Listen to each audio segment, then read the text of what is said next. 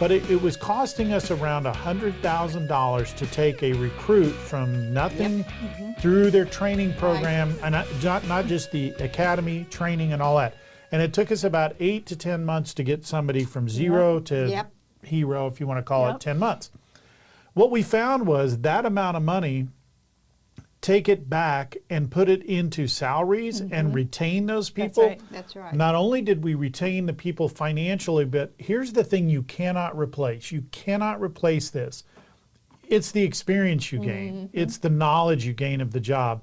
And these things lead to other things. So you see things like that go south as far as police officers and the way they do things and all that sort of thing.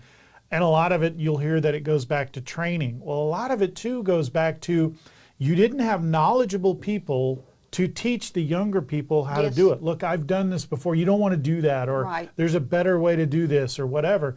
When you lose the knowledge and experience, you cannot replace that. You cannot replace it.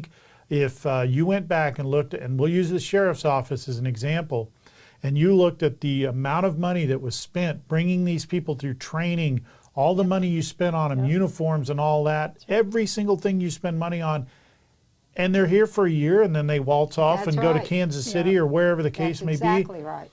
You lost the money and you lost the experience. And you know, something that really came into my thoughts as I was fighting for this was your statement last time.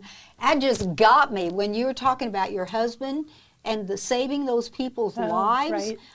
I mean, unbelievable. And then finding out that the woman was pregnant and he saved more lives than you thought he saved. That's right. That just brings it home as to what these guys do day in and day out and why they deserve every good thing we can give them. Yeah, absolutely. Well, Jim, you're absolutely right that attrition is so much more expensive than retention.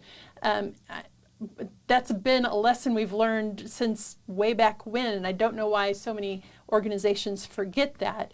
But in the law enforcement world, there are so many factors working against their retention efforts, so many factors that they cannot control themselves, that it is a huge win when our counties, governments, our city governments recognize that a major factor, a major way we can make an impact in recruitment of these important individuals is by increasing their salaries. And